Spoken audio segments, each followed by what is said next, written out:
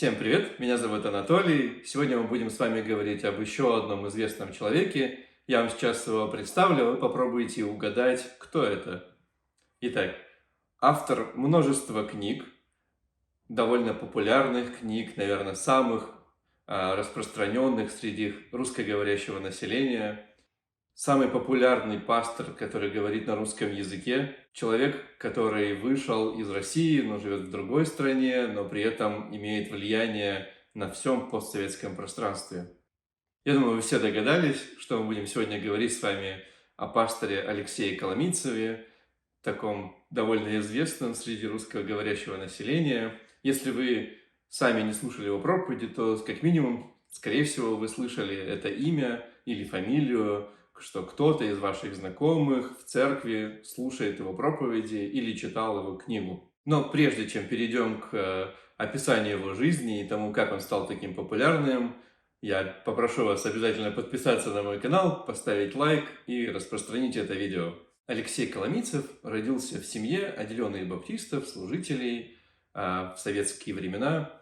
Отделенные баптисты – это такая организация, которая не захотели регистрироваться во время Советского Союза, потому что Советский Союз обязал все церкви встать на регистрацию, и тогда присутствовали разные службы безопасности на всех богослужениях, отчитывали, сколько человек приходит, сколько слушает, распространяют ли они свое вероучение на других, потому что евангелизация была запрещена. И вот в такой семье, в такой церкви родился Алексей Коломийцев.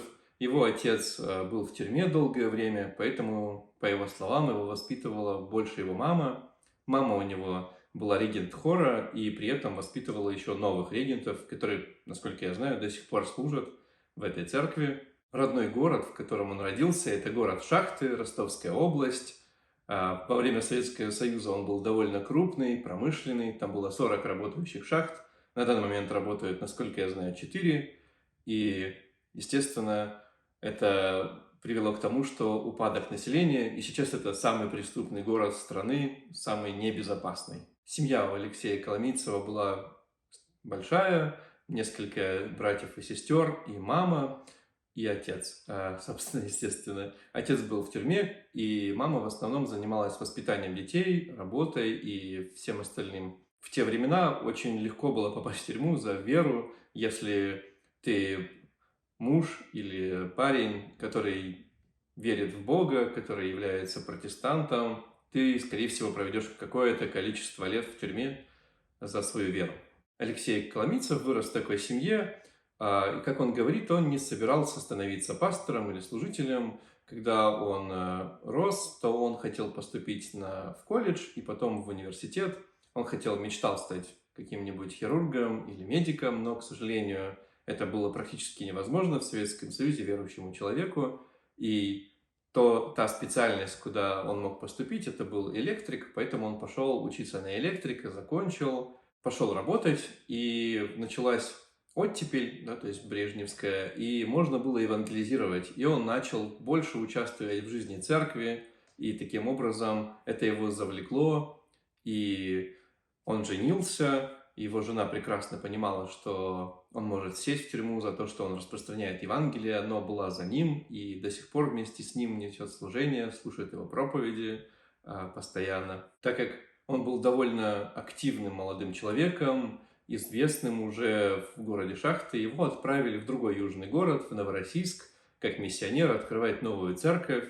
И там он открыл церковь, которая успешная, до сих пор служат люди в ней, и в ней он провел какое-то количество времени и понял, что у него недостаточно знаний для того, чтобы управлять церковью, потому что естественно, нету никакого образования и богословского, поэтому он решил найти информацию, каким образом он может стать более эффективным служителем. Тогда уже было несколько миссионеров из Америки, которые посоветовали ему поступить в американский колледж.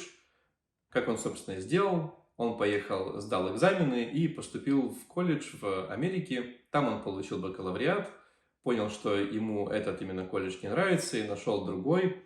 Там закончил магистратуру, и его позвали быть пастором в известной церкви, русскоговорящей, хотя он не хотел быть пастором русскоговорящей церкви, потому что, как он говорит, это большая проблема, потому что в Америке очень много экспатов, которые приехали, но, к сожалению, их дети перестают ходить в церковь, потому что они ищут потом церкви на английском языке, а на русском им уже не так интересно. И от этого церкви умирают и не развиваются. Но, тем не менее, у него было свое видение для церкви, которое он предложил Совету церкви. Церковь согласилась и приняла его как главного пастора, в котором он служит до сих пор много лет. И там он несет служение, пишет книги, проповедует каждое воскресенье. И также у него есть несколько радиопередач, в которых он выступает.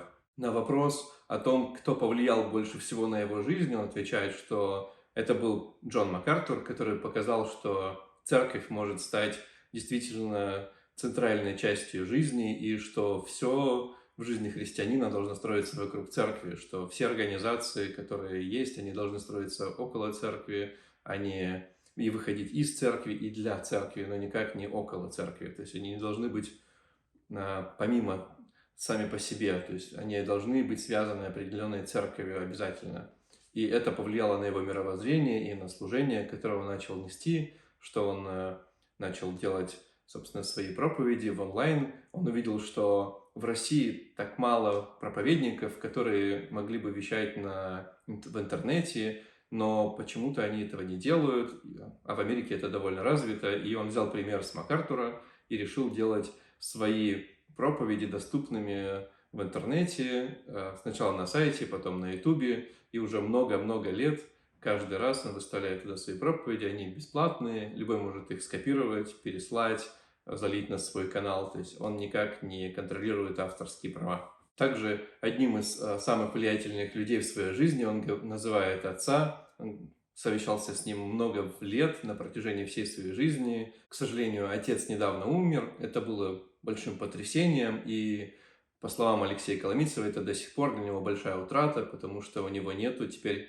того самого собеседника, к которому он мог бы прийти за советом, за наставничеством, который был его отец. Когда Алексею Коломейцеву задают вопрос о его популярности, как так получилось, что он стал популярным, он отвечает, что это не он стал популярным, а Господь популярен, и поэтому слушает его проповеди, потому что он ничего не делал, он просто был эффективным служителем, то есть он выполнял то, что требовал от него Господь, и Господь сам сделал так, что он стал настолько известным и влиятельным, потому что он говорит истину, а истина, она нужна для каждого человека, для каждого христианина тем более. Но от себя я бы хотел добавить, что он стал популярным, потому что он очень много времени тратит на то, чтобы распространять Евангелие. Он пишет книги, он ведет YouTube-канал, у него есть свой сайт, и это все способствует тому, что многие христиане узнают его, потому что качественных проповедей, качественных разборов Писания и настолько любви к церкви мало можно встретить на просторах интернета, как поэтому, особенно русскоговорящим, к сожалению, не так много пасторов ведут активную онлайн-жизнь, поэтому он один из немногих, кто этим занимается уже много лет, и который очень сильно повлиял на общество, баптистское в том числе, и протестантское, в принципе, на постсоветском пространстве. И вслед за ним уже появилось еще несколько. На этом все. Надеюсь, вам было интересно узнать о таком служителе, как Алексей Коломийцев. Поставьте обязательно лайк этому видео и увидимся в следующем.